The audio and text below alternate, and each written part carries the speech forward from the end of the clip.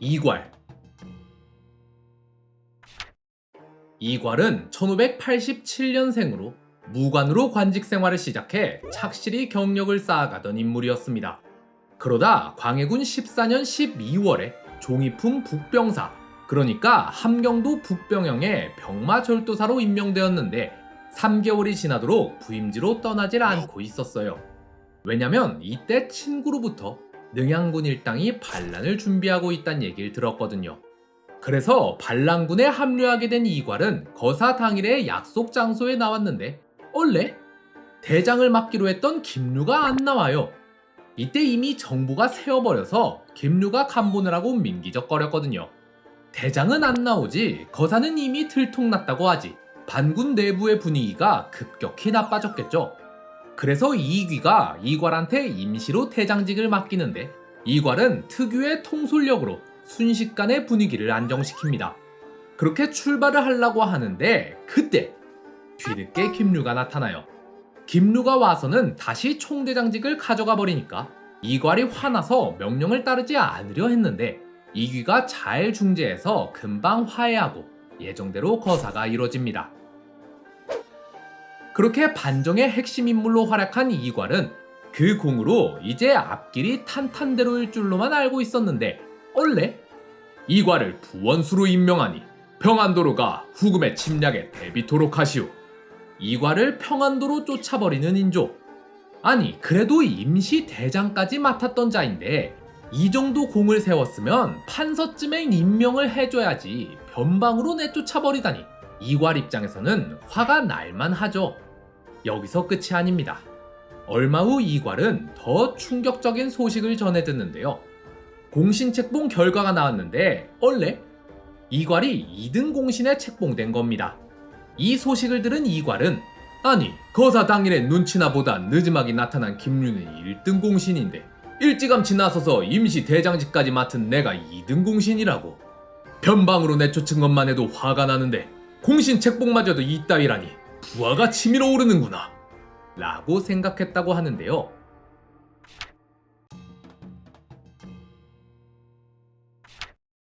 그런데 앞불사 한양 조정에 이괄이 영모를 꾸민다는 고변이 들어옵니다.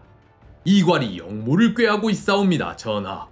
그렇게 추국청이 열리고 이름이 거론된 자들이 끌려와 국문을 받았는데요. 호된 국문에 몇몇은 자백을 한 뒤 처형되고 또 몇몇은 고문을 견디지 못하고 죽고 맙니다. 그런데 문제는 고변자는 많은데 확실한 증거가 없다는 거예요. 그래서 인조는 설마 이괄이 반역을 꾀했을 리는 없다 라며 이괄을 두둔합니다. 김류도 이괄이 그럴 리가 없다며 그를 비호했지만 이귀는 강경하게 나오는데요. 이괄이 몰래 다른 뜻을 품고 강한 군사를 손에 쥐었으니 일찍 도모하지 않으면 나중에 가서는 제압하기 어려울 것입니다. 더구나 역적들의 공초에 그들의 흉계가 드러났으니 주모자로 거론된 자를 잡아다가 정상을 국문하지 않을 수 없사옵니다. 이때 이괄은 부원수로서 무려 1만 5천이나 되는 군사를 거느리고 있었습니다. 이괄이 정말 반역을 꾀한 거라면 나중에 상대하기 어려워질 것이니 서둘러 대응해야 한다는 건데요. 하지만 인조는 그래도 이괄을 믿습니다. 이괄은 충성스러운 사람인데 어찌 반역을 꾀했겠는가? 경은 무엇 때문에 그가 반역을 꾀했으리라 확신하는가? 이괄의 반역 모의는 신이 잘 모를지라도 그 아들 이전이 반역을 꾀한 정상은 신이 잘 알고 있습니다. 어찌 아들이 반역을 꾀했는데 아버지가 모를 리가 있겠습니까? 하물며 고변이 들어왔는데 어찌 이 일을 그냥 묻어둘 수 있겠사옵니까? 일단 잡아서 국문을 한 뒤 그 다음에 진위 여부에 따라 처치해야 할 것이옵니다. 하지만 그럼에도 인조가 이괄을 체포하지 않으려 하자 이번엔 양사가 합동하여 간언합니다. 부원수 이괄은 이미 여러 번 역적의 입에서 그 이름이 나왔사온데 어찌 그대로 관직을 지니게 할 수 있사옵니까? 서둘러 이괄을 체포하여 국문하소서. 이괄은 충이스런 신하인데 어찌 두 마음을 품었을 리가 있겠는가? 부원수의 직임은 이괄이 아니면 맡을 수 없으니 다시는 번거롭게 하지 말라.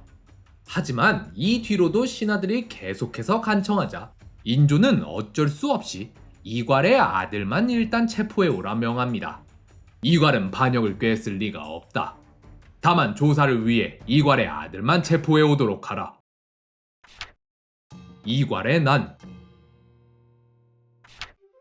자, 근데 문제는 이괄의 아들이 지금 이괄이랑 같이 있단 말이에요. 그래서 금부도사가 아들을 체포하기 위해서 이괄의 진지를 방문했는데 소식을 들은 이괄은 이렇게 말합니다. 아들이 역적인데 그 아비가 무사한 경우가 어디 있더냐. 분노한 이괄은 그 자리에서 아들을 잡으러 온 금부도사 일행을 죽이고 반란을 일으킵니다. 문제는 한양으로 가는 길목에 도원수 장만의 부대가 있다는 것이었습니다. 그래서 이괄은 전투를 치르지 않기 위해 장만이 주둔해 있는 안주를 우회해 가는데요. 장만은 자만에 빠져서는 그냥 앉아서 이괄의 군대를 기다리고 있다가 그만 이괄을 놓쳐버리고 맙니다. 그래도 다행인 점은 이괄이 후발대로 남겨뒀던 부대랑 이괄이 이끄는 부대 중 중군이 반군에서 이탈해 장만에게 투항해버렸단 건데요. 이 때문에 이괄의 군대는 약 1만 정도로 감소하고 맙니다. 그리고 마침내 황주에서 반군과 관군 사이에 첫 전투가 벌어지는데요. 정충신과 남이응이 이끄는 관군은 대략 2,000명 정도. 그런데 전투가 시작되기도 전에 관군 쪽에서 임금을 배반하고 역도에 가담했다가 어디 무사할성 싶으냐 라며 자극하자 반란군 중 1,000명 정도가 겁을 먹고는 관군 쪽으로 투항해버리는데요. 하지만 애초에 수적으로도 질적으로도 관군에 비해 반란군이 훨씬 우세한 상황인데다가 반군의 핵심 전력이었던 항해가 분전하여 반란군은 승리를 거두게 됩니다. 뒤이어 마탄에서도 관군이 반란군을 막았었지만 이번엔 아예 전멸에 가까운 패배를 당하고 마는데요. 이 전투에서는 심지어 장수급만 7명이나 죽어버리는 바람에 소식을 들은 조정은 패닉에 빠져버리고 말았죠. 다음 방어선은 바로 한양이 코앞에 있는 임진강. 그런데 이번엔 관군이 잘못된 계책으로 병력을 이상한 데 배치해버리는 바람에 관군이 우왕좌왕하는 사이에 이괄은 신속하게 임진강을 건너는 데 성공합니다. 이괄의 군대가 코앞까지 닥쳐오자 조정에선 파천을 하기로 결정합니다. 일단 떠나기 전에 앞서 영모 혐의에 거론돼 잡아놨던 자들을 전부 처형해버립니다. 반군에 내응할 우려가 있다는 이유로 말이죠.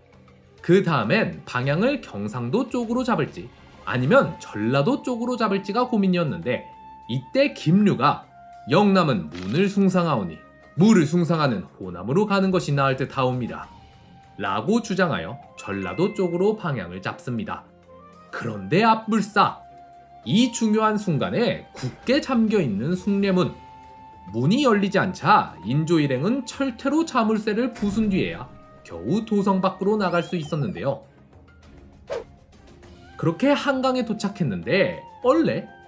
이번엔 배가 없네. 그러자 병사 한 명이 수영으로 강을 건너가서는 건너편에 있는 배와 사공을 데려옵니다.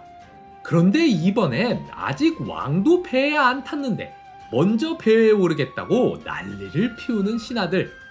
그러자 이경직이 칼을 뽑아 겁을 준 후에야 인조는 겨우 배에 오르는데 성공합니다. 인조가 강을 반쯤 건너서 한양 쪽을 쳐다봤는데 그땐 이미 도성이 불에 타오르고 있었는데요.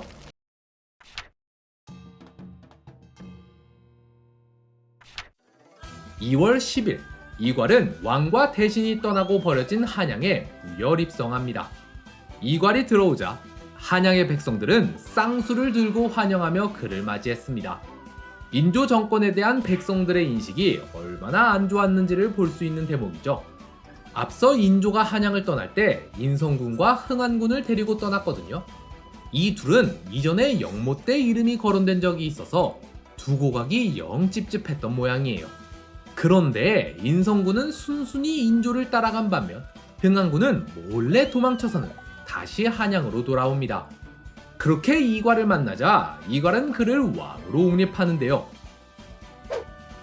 한편 그 시가 수원에 다다른 인조는 대신들과 대책 회의를 합니다. 이때 한 신하가 이런 계책을 냅니다. 반란군에는 전투에 능한 항해가 수백 명이나 있어 미숙한 우리 군사로서는 상대하기가 어렵다 하옵니다. 저희도 동네 외관에 부탁해 외인을 1000명 정도 끌어다 전장에 투입하는 게 어떻사옵니까? 하지만 이원익이 이를 만류하는데요. 그러다 혹여 이를 기회 삼아 더 많은 왜군이 몰려오면 훗날 감당키 어려울 수 있사옵니다. 그렇게 다행히도 왜군의 도움을 받지는 않기로 결정납니다. 이렇게 이괄은 한양을 점령하고 인조는 수원에서 잠시 쉬고 있는 이때 도성 근처에 모인 관군은 대책 회의를 엽니다. 이렇다 할 전략이 없어 고민하고 있던 그때 정충신이 계책을 하나 내놓는데요. 병법에 따르기를 산을 먼저 점거하면 곧 승리한다는 말이 있습니다. 안현을 점거하면 한양을 내려다보니 적이 나오지 않을 수 없고 적이 공격해오면 우리가 높은 곳에 있으니 분명 이길 수 있을 것입니다. 도성을 포위하고 적이 지치길 기다리는 게 낫지 않겠소? 남장군의 생각은 어떻소? 저도 안현에 진을 치는 게 낫다고 생각합니다. 그럼 안현으로 진지를 옮깁시다. 그렇게 정충신의 계책에 따라 관군은 밤사이에 안현을 점거하기 위해 움직입니다. 그리고 이때 정충신은 신속하게 안현 봉화대를 지키는 판군을 기습해 제거한 뒤 이괄이 눈치채지 못하게 안현에 아무 일도 없는 것처럼 봉화를 올리는데요. 껌뻑 속은 이괄은 다음날 아침이 되어서야 관군이 안현을 접수했다는 사실을 알아챕니다. 그런데 오히려 기고만장해서는 관군을 비웃는 이괄. 여태 져놓고서 고지를 점령하면 다를성 싶으냐? 뭣들 하느냐? 이번에야말로 장만의 목을 베고 관군을 전멸시켜버리도록 하자. 그렇게 자신만만하게 관군을 향해 돌격해 올라가는 반란군. 그러나 지형상의 약점을 극복하지 못하고 반군 수백이 전사하고 마는데요. 수세에 몰린 이괄은 그대로 말을 돌려 도성을 탈출해 경기도 광주까지 달아납니다. 이괄은 패잔병을 수습해 재기를 노려보려 했으나 이미 기세가 꺾인 반란군은 더 이상 싸울 의지를 잃고 말았는데요. 이괄의 부하들은 이괄과 반군 핵심 장수들의 목을 벤 뒤 추격해온 관군을 맞이합니다. 이후 반군 수뇌부의 가족들은 처형당했고 잠시나마 왕위에 올랐던 흥안군도 목이 잘렸는데요. 그렇게 인조와 조정 대신들은 다시 궁궐로 돌아왔으나 이 모든 일을 지켜본 백성들은 그들을 풍자하며 이런 노래를 부르곤 했다고 합니다. 야 너희 훈신들아 잘난 체하지 마라. 그들의 집에 살고 그들의 땅을 갖고 그들의 말을 타며 그들의 일을 하나 돌아보건대 너희와 그들이 과연 무엇이 다르더냐. 의문점. 자, 이게 보통 우리가 알고 있는 이괄의 난에 대한 내용입니다. 스토리 설명은 끝났고 여기서부턴 추가 해설이니 그림없이 말로만 이어갈게요. 조사를 하다 보니 이괄이 반란을 일으킨 동기가 이상하더라고요. 우리가 익히 알고 있는 내용과 좀 다른 부분들이 보였습니다. 보통 우리가 알고 있기로는 앞에서 본 대로 이괄이 공신임에도 불구하고 변방 보직으로 쫓겨난 것과 공신 책봉 때 김류는 1등의 이름을 올렸는데 자기는 2등 공신에 책봉된 것 때문에 불만을 품고 반란을 일으켰다고 알고 있죠. 이게 연려실기술에 적힌 내용인데 실록과 비교해보면 몇 가지 이상한 점이 있습니다. 일단 이상한 점 첫 번째, 변방 보직부터 보자면 이괄은 평안도의 부원수로 쫓겨난 게 아닙니다. 승정원 일기에 따르면 반정 직후에 이괄은 정의품 한성판윤에 임명됩니다. 연려실기술에는 이괄이 스스로 다른 공신에 비해 관직이 낮다며 불만을 품었다 적혀 있는데 지금으로 치면 서울특별시장 겸 수도방위 사령관인데 어떻게 이게 한직입니까? 왕이 기거하는 수도 한양의 책임자예요. 왕이 절대적으로 신임하는 사람에게만 줄 수 있는 자리입니다. 그런데 얼마 안 있어서 도원수 장만이 인조한테 중국 쪽 상황을 의논하러 와요. 그리고 이때 장군으로 쓸 인재가 부족하니 이괄을 부원수로 파견해달라고 요청하는데요. 그래서 인조가 이괄을 부원수로 임명하고 심지어 이괄한테 군사를 1만 5천이나 줘요. 웬만큼 신뢰하지 않고서는 이렇게 많은 군사를 내어줄 수가 없어요. 그러니 이괄이 역모를 꾀했단 보고가 올라왔을 때 인조가 그걸 안 믿잖아요. 그만큼 이괄을 신뢰하고 있으니까요. 게다가 이괄을 불러서 명나라와 함께 후금을 쳐들어갈 경우 또는 후금이 조선을 쳐들어올 경우에 어떻게 대처할 계획인지를 묻는데 이괄은 자신이 생각한 대처법을 구체적으로 술술을 씁니다. 그만큼 본연의 임무에 충실하고 있다는 건데요. 이처럼 인조는 이괄에게 아낌없는 신뢰를 보여주었고 이괄도 자신이 맡은 임무에 충실했습니다. 그런데 이 이괄이 정말로 변방으로 쫓겨난 거라 생각하고 불만을 품었을까요? 두 번째로 김류는 1등 공신인데 자긴 2등 공신으로 책봉된 데에 불만을 품었다. 이것도 좀 의아해요. 일단 거사 당일 김류가 늦게 나타나서 이괄은 임시로 대장에 임명됐다. 다시 뺏긴 데 대해 불만을 품었다. 여기까진 맞습니다. 근데 이괄이 김류목에 칼을 겨눴다는 건 연려실기술에만 적혀 있고요.